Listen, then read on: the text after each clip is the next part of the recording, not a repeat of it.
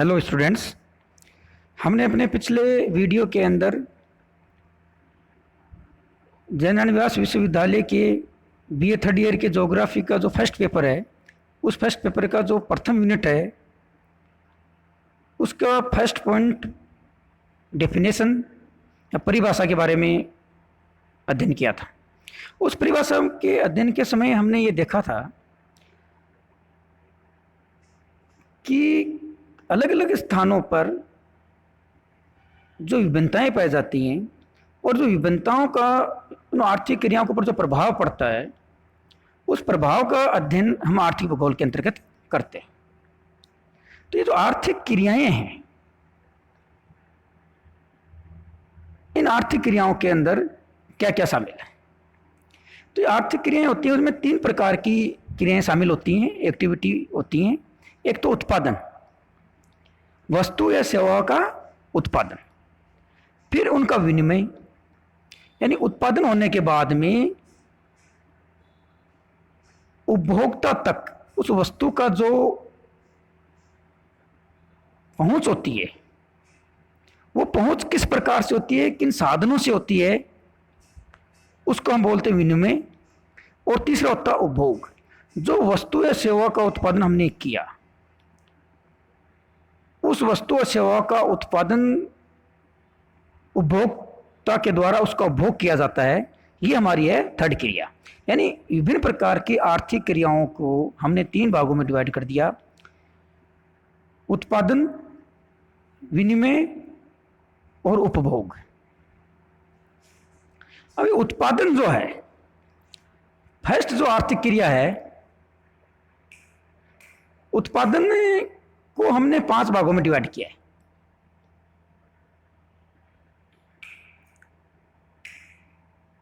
प्राथमिक क्रियाएं, द्वितीयक क्रियाएं, तृतीयक क्रियाएं, चतुर्थ क्रियाएं और पंचम क्रियाएं।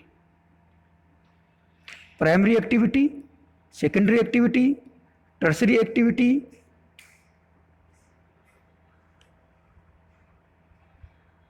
Quaternary activity, quaternary activity.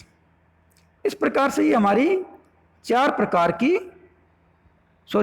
प्रकार की एक्टिविटी हैं। अर्थशास्त्र में जब हम इनका अध्ययन करते हैं तो चतुर्थ और पंचम जो एक्टिविटी होती हैं वो इसमें शामिल नहीं की जाती।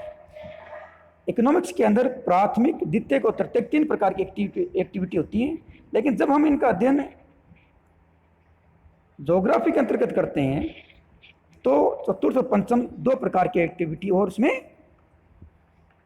शामिल हो जाती है। इस प्रकार से उत्पादन जो है, उत्पादन में वो 5 भागों में हमने डिवाइड कर दिया। सबसे पहले है आपका प्राथमिक एक्टिविटी। कौन सी एक्टिविटी? प्राथमिक एक्टिविटी या प्राइमरी क्रियाएं। ये जो प्राथमिक एक्टिविटी है, ये प्राथमिक एक्टिविटी हमारी पृथ्वी से संबंधित होती है। यानी हमारे धरातल से, हमारे प्रकृति से या हमारे भूतल से संबंधित जो भी आर्थिक क्रियाएं होती हैं, या भूतल से संबंधित प्रत्यक्ष जो आर्थिक क्रियाएं हैं, वो सभी आर्थिक क्रियाएं आपके प्राथमिक वर्ग में शामिल होती हैं। जब मनुष्य की उत्पत्ति हुई, मनुष्य ने धीरे धीरे ज्ञान समझा, तो इन्हीं प्रकार की आर्थिक क्रियाओं के द्वारा उसने अपना विकास का प्रारंभ किया था। यानी सबसे पहले मनुष्य के द्वारा प्रारंभिक की गई आर्थिक क्रियाएं प्राथमिक वर्ग में शामिल होती हैं, और ये प्राथमिक क्रियाएं पृथ्वी के भूतल से प्रत्यक्ष रूप से संबंधित होती हैं। इन प्राथमिक क्रियाओं के अंदर मुख्यतः आपके आखेट, शिकार करना, भोजन का संग्रहण करना, वन उपज का संग्रहण करना, पशुपालन करना, खेती करना, खनन करना, लकड़ी काटना, इस प्रकार की जो आर्थिक क्रियाएं हैं, वो आर्थिक क्रियाएं प्राथमिक क्रियाओं के वर्ग में शामिल होती हैं। तो स्टूडेंट्स, आप इस बात का ध्यान रखना कि जितने भी हमारे ज्योग्राफी से संबंधित कंपटीशंस होते हैं या जीके से संबंधित जो कंपटीशंस होते हैं, उन कंपटीशन में इन विभिन्न प्रकार की जो क्रियाएं हैं, कौन सी क्रिया या कौन सी आर्थिक क्रिया कौन से वर्ग में शामिल होती है, उसका एक क्वेश्चन हमेशा आता रहा है। इसलिए आपको बहुत अच्छी तरह से इस बात पर ध्यान रखना है कि कौन से वर्ग के अंतर्गत कौन से प्रकार की आर्थिक क्रियाएं शामिल होती हैं। तो प्रथम वर्ग के अंदर कौन कौन से शामिल हैं? आखेट, भोजन संग्रहण, पशुचारण, मछली पकड़ना, वनों से लकड़ी काटना, कृषि कार्य करना, खनन कार्य करना, ये सभी की सभी प्रकार की क्रियाएं किस में शामिल हैं? प्रथम आर्थिक वर्ग में शामिल हैं। क्योंकि प्राथमिक क्रियाएं वाले लोगों को उनके बाहर प्रकृति के कारण रेड कॉलर श्रमिक कहा जाता है। क्योंकि प्राथमिक क्रियाओं के अंतर्गत जो श्रमिक लोग कार्य करते हैं वो श्रमिक लोगों को अपने घर से बाहर निकल करके बाहरी क्षेत्र में जाकर के कार्य करना पड़ता है। तो ये काफी दूर कार्य हैं। इस कारण इनमें कार्य करने वाले श्रमिकों को रेड कॉलर श्रमिक कहा जाता है। ये ध्यान देने योग्य बात है कि प्राथमिक वर्ग के अंतर्गत जो श्रमिक कार्य करते हैं उनको क्या कहा गया है? रेड कॉलर श्रमिक। तो जो विकासशील राष्ट्र हैं या अविकसित राष्ट्र हैं उनकी जीडीपी के अंतर्गत सबसे बड़ा जो योगदान होता है वो प्राथमिक वर्ग का सबसे अधिक योगदान होता है। जो हमारा देश आज़ाद हुआ था तो हमारे देश में भी 75% जो पॉपुलेशन है वो कृषि में कार्य कर रही थी। हमारे निर्यात में भी सर्वाधिक जो प्रतिशत था वो इन्हीं प्राथमिक क्रियाओं का शामिल था। तो जैसे जैसे कोई देश विकास करता जाता है उसके जीडीपी में या उसके विकास के अंदर प्राथमिक क्रियाओं का योगदान घटता चला जाता है, द्वितीय, तृतीय, चतुर्थ, पंचम क्रियाओं का योगदान बढ़ता चला जाता है। फिर दूसरे प्रकार की आर्थिक क्रियाएं हैं द्वितीयक आर्थिक क्रियाएं। अभी हमने पढ़ा प्राथमिक क्रियाओं के बारे में पढ़ा और हम आगे पढ़ने जा रहे हैं द्वितीय प्रकार की आर्थिक क्रियाएं। इन प्राथमिक आर्थिक क्रियाओं में संशोधन के द्वारा, तकनीकी ज्ञान के द्वारा, आर्थिक सुविधा के द्वारा जब प्राथमिक वर्ग की क्रियाओं में हम संशोधन कर देते हैं और संशोधन करने के बाद में जब वो वस्तुएं अधिक उन्नतशील, अधिक उपयोगी और अधिक कीमती हो जाती हैं तो इस प्रकार की जो आर्थिक क्रियाएं हैं वो द्वितीय वर्ग में शामिल होती है। यानी प्राथमिक या प्राइमरी एक्टिविटी में जो वस्तुएं और सेवाओं का उत्पादन होता है उन वस्तुओं और सेवाओं में मॉडिफिकेशन करके उनको अधिक उपयोगी रूप में कन्वर्ट कर दिया जाए तो इस प्रकार की जो क्रियाएं होती हैं वो क्रियाएं द्वितीय वर्ग में शामिल की जाती हैं। जैसे प्राथमिक वर्ग है कपास की उत्पत्ति है प्राथमिक वर्ग का काम है। कृषि के अंतर्गत कपास का उत्पादन किया जाता है। जब इसी कपास से हम धागे का निर्माण करते हैं और धागे से कपड़े का निर्माण करते हैं तो ये एक्टिविटी आपके द्वितीय वर्ग में शामिल होगी। जो कपास है उस कपास की कीमत, धागे की कीमत और कपड़े की कीमत और उनके उपयोग में आप साधारणतः समझ सकते हैं कि कितना अंतर है। कपड़े की क्वालिटी के अंदर आप देख सकते हो कि कितने प्रकार के कपड़े आते हैं। आप मार्केट में जाइए, आपको 100 रुपये मीटर से लेकर के 20-20, 30, 50-50 हजार रुपये मीटर तक के कपड़े मिलेंगे। क्यों? क्योंकि आपने तकनीक का उपयोग करके या अपने आर्थिक सुविधा का उपयोग करके उसी कपास से अलग अलग प्रकार के कपड़ों का निर्माण किया है और उसकी कीमत में वृद्धि हो गई। तो ये काम किसका है? प्राथमिक वर्ग का। लोहा का खनन है, खनन प्राथमिक वर्ग का कार्य है। जब लोहे का खनन करके उस लोहे को हम स्टील में बदल देते हैं तो उस कच्चे लोहे की अपेक्षा उस स्टील की कीमत कई हजार गुना ज्यादा होती है और उसका उपयोग कई लाख गुना ज्यादा हो जाता है। कच्चा लोहा कोई काम का नहीं होता, लेकिन जब स्टील का निर्माण करते हैं तो स्टील का वर्तमान समय में उपयोग बर्तन बनाने से लेकर के सैटेलाइट बनाने तक का स्टील का काम किया जा रहा है, स्टील का उपयोग किया जा रहा है। तो क्या हो गया? हमने उसी खनिज लोहे को, कच्चे लोहे को स्टील में मॉडिफाई कर दिया, उससे उसकी कीमत बढ़ गई, उसका उपयोग बढ़ गया। तो इस प्रकार की जितनी भी क्रियाएं होती हैं वो सब किस में शामिल होती हैं? द्वितीयक में।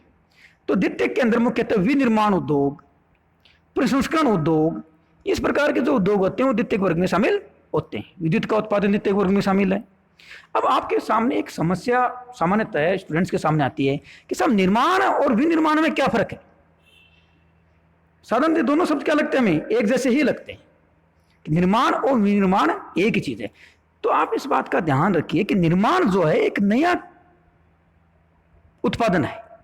आपने मकान का निर्माण कर लिया, ये नया है। विनिर्माण में हम एक वस्तु को या सेवाओं का मॉडिफिकेशन करके उसकी कीमत और उसकी उपयोगिता में वृद्धि करते हैं। वस्तु पहले से ही है, निर्माण में तो नई वस्तु का उत्पादन होता है, लेकिन इसमें तो वस्तु पहले से मौजूद है। केवल हम क्या कर रहे हैं, अपने तकनीकी ज्ञान के द्वारा, अपनी आर्थिक क्षमता के द्वारा हम उस वस्तु का मॉडिफिकेशन कर रहे हैं केवल। वो क्या कहलाता है, आपका विनिर्माण। तो विद्युत का उत्पादन है, जो प्रोसेसिंग यूनिट्स है, जो विनिर्माण उद्योग है, ये हमारे किस में शामिल होते हैं, द्वितीयक वर्ग में शामिल होते हैं।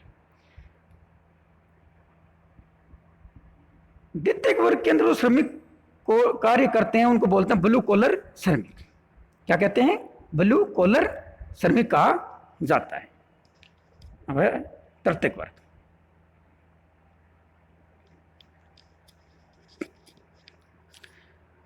तृतीयक वर्ग को क्या कहते हैं, सेवा क्षेत्र भी कहते हैं। क्या कहा जाता है, सेवा क्षेत्र। तृतीयक वर्ग के अंतर्गत जो लोग कार्य करते हैं उनका काम क्या होता है, प्राथमिक और द्वितीयक वर्ग के लोगों की सेवा करना।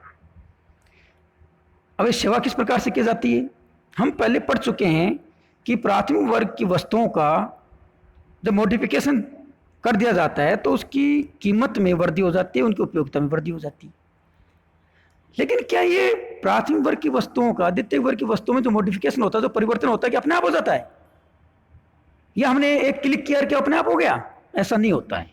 ये बहुत से लोग होते हैं, अलग अलग फील्ड के जो लोग कार्य होते हैं, वो इसके अंदर अपना योगदान देते हैं। तो वो लोग जो प्राथमिक वर्ग की वस्तुओं का मॉडिफिकेशन द्वितीय वर्ग की वस्तुओं को करने में मीडिएटर की भूमिका निभाते हैं, वो लोग तृतीयक वर्ग के अंदर शामिल किए जाते हैं। तृतीयक वर्ग के अंदर जितने भी लोग होते हैं उनका कहीं ना कहीं अपना योगदान अवश्य होता है। तृतीयक वर्ग के अंदर मुख्यतः शिक्षा, यातायात, ट्रांसपोर्ट, फाइनेंस, पर्यटन, सांस्कृतिक, मनोरंजन, प्रशासन, विभिन्न प्रकार की जो इंश्योरेंस कंपनीज हैं, इंश्योरेंस कंपनीज, बैंक्स, ये सारी की सारी चीजें क्या होती हैं, तृतीयक वर्ग में शामिल होती हैं।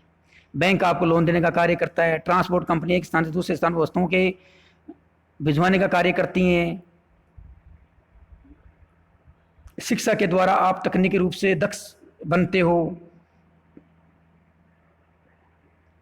प्रशासन जो है किसी भी क्षेत्र के अंदर विभिन्न प्रकार की नीतियों का निर्माण करने का कार्य कौन करता है, प्रशासन करते हैं। तो ये सारे के सारे लोग क्या होते हैं, किस में शामिल किए जाते हैं, तृतीयक वर्ग में शामिल किए जाते हैं। मैं आपको ये स्थिति क्लियर कर देना चाहता हूँ कि कई बार कंपटीशन एग्जाम में प्रश्न इस प्रकार से पूछ लिया जाता है कि स्कूली शिक्षा किस में शामिल है। यदि हमारे सामने ये प्रश्न आता है कि शिक्षा या स्कूली शिक्षा, तो हम इसको किस में वर्ग में शामिल करेंगे, तृतीयक वर्ग में। लेकिन कभी कभी प्रश्न पूछा जाता है उच्च शिक्षा कौन से वर्ग में शामिल होगी, तो आप ध्यान रखिएगा, जब उच्च शिक्षा की बात आती है तो वो वर्ग जो होगा वो चौथा वर्ग होगा, यानी उच्च शिक्षा चौथे वर्ग में शामिल की जाती है। तृतीय वर्ग में जो लोग कार्य करते हैं उनको पिंक कॉलर श्रमिक कहा जाता है। क्या कहा जाता है उनको, पिंक कॉलर श्रमिक, चतुर्थ वर्ग।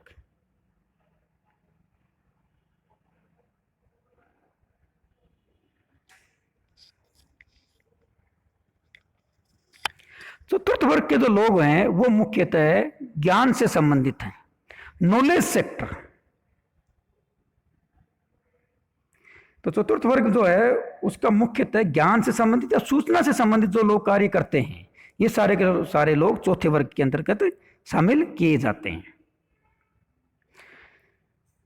तो चौथे वर्ग के अंदर उच्च तकनीकी सुविधाएं जैसे सूचना जनन, विज्ञान, कला, साहित्य, प्रौद्योगिकी, शोध जैसे कार्य होते हैं चतुर्थ वर्ग के अंतर्गत शामिल किए जाते हैं। आर्थिक रूप से अति विकसित देशों में चतुर्थ क्रियाएं सर्वाधिक प्रचलित हैं। इनमें मुख्यतः अनुसंधान और प्रबंधन जैसे कार्य होते हैं। चौथे वर्ग को सूचना वर्ग या ज्ञान से संबंधित वर्ग भी कहा जाता है। इसके अंदर मुख्यतः जो विभिन्न प्रकार के जो रिसर्च सेक्टर हैं उससे संबंधित लोग, उच्च शिक्षा से संबंधित लोग, जो विभिन्न प्रकार के साहित्य है, ये जो साहित्य है उससे संबंधित लोग, विज्ञान, कला, प्रौद्योगिकी से संबंधित जो लोग होते हैं वो मुख्यतः चौथे वर्ग के अंतर्गत शामिल किया जाता है। और चौथे वर्ग के अंतर्गत जो लोग कार्य करते हैं उन लोगों को कहा जाता है व्हाइट कॉलर श्रमिक। व्हाइट कॉलर इसलिए कहा जाता है कि इस प्रकार की जो कार्य हैं, चौथे वर्ग के लोगों के जो कार्य हैं, वो मुख्यतः एक निश्चित चार दीवारी में बैठ करके संपन्न किए जाते हैं। इस कारण पुराने समय में जो विकसित राष्ट्र हैं उनमें इस प्रकार के ऑफिस में कार्य करने वाले लोगों की जो ड्रेस होती थी, व्हाइट ड्रेस होती थी। इस कारण इस प्रकार के लोगों को व्हाइट कॉलर श्रमिक भी कहा जाने लगा है। तो मैं ये बता दूं कि रिसर्च जो है, जो हमारी यूनिवर्सिटीज में होता है, लेबोरेटरी में जो रिसर्च होता है वो चौथे वर्ग में शामिल होता है, और हाई लेवल का जो रिसर्च होता है वो पांचवें वर्ग के अंतर्गत शामिल होता है। अब है पांचवा वर्ग या पंचम वर्ग। पांचवें वर्ग में उच्चतम स्तर पर निर्णय लेने वाले लोग शामिल किए जाते हैं। कोई भी इंडस्ट्री हो, कोई भी प्रशासन हो, कोई भी गवर्नमेंट हो, इनके अंतर्गत जो भी हाई लेवल के लोग हैं, जो उच्च स्तर पर निर्णय लेने का कार्य करते हैं, इस प्रकार के लोग पांचवें वर्ग में शामिल किए जाते हैं। बड़ी बड़ी कंपनीज के सीईओ, बड़े बड़े देशों के वैज्ञानिक सलाहकार, राष्ट्रपति के वैज्ञानिक सलाहकार, प्रधानमंत्री के वैज्ञानिक सलाहकार, रिजर्व बैंक के गवर्नर या प्रधानमंत्री महोदय के आर्थिक सलाहकार, इस प्रकार के जो बड़े बड़े लोग हैं, हमारे चीफ सेक्रेटरी है, सुप्रीम कोर्ट के जजेस जो हैं, हाई कोर्ट के जो जजेस हैं, या फिर विभिन्न स्टेट्स के चीफ सेक्रेटरी हैं, अटॉर्नी जनरल है, सोलिसिटर जनरल है, एडवोकेट जनरल है, इस प्रकार के जो बड़े बड़े हाई क्लास के जो लोग होते हैं, ऐसे लोग आपके पांचवें वर्ग के अंतर्गत शामिल किया जाता है। या इसके अंदर हाई लेवल का जो रिसर्च वर्क होता है, सैटेलाइट से रिलेटेड, एटॉमिक पावर से रिलेटेड या बड़े बड़े हथियारों से रिलेटेड जो रिसर्च का कार्य है, वो रिसर्च पांचवें वर्ग के अंतर्गत शामिल किया जाता है। तो पांचवें वर्ग के अंतर्गत जो श्रमिक शामिल होते हैं उनको क्या बोलते हैं हम? स्वर्ण कॉलर श्रमिक या गोल्ड कॉलर वर्कर्स इनको कहा जाता है। ये संख्या में सबसे कम है, लेकिन वैल्यू के मामले में, मूल्य के मामले में इनका मूल्य सबसे ज्यादा है। विकसित राष्ट्रों के अंदर इनकी संख्या सर्वाधिक पाई जाती है, और अविकसित अर्धविकसित राष्ट्रों में ये बहुत कम संख्या में पाए जाते हैं। जिस प्रकार से एक राष्ट्र का एक क्षेत्र से जब कोई राष्ट्र अपना विकास प्रारंभ करता है तो वो प्राथमिक क्रियाओं से अपना विकास प्रारंभ करता है, और जैसे जैसे वो विकास करता जाता है वैसे वैसे प्राथमिक क्रियाएं, द्वितीय क्रियाएं, तृतीय क्रियाएं, चतुर्थ क्रिया, पंचम क्रियाओं की ओर वो बढ़ता चला जाता है। तो जो अविकसित राष्ट्र हैं, जैसे अफ्रीकन राष्ट्र हैं वर्तमान समय में, उनमें प्राथमिक क्रिया में कार्यरत लोगों की संख्या सबसे अधिक है। लेकिन अमेरिका है, जापान है, इनके अंतर्गत 98% जो लोग हैं वो तृतीय, चतुर्थ या पंचम वर्ग के अंदर कार्य करते हैं। तो ये जो विभिन्न प्रकार की आर्थिक क्रियाएं हैं, उन आर्थिक क्रियाओं से हम प्रत्यक्ष रूप से ये पता लगा सकते हैं कि कौन सा राष्ट्र विकसित है और कौन सा अविकसित या कौन सा विकासशील राष्ट्र है।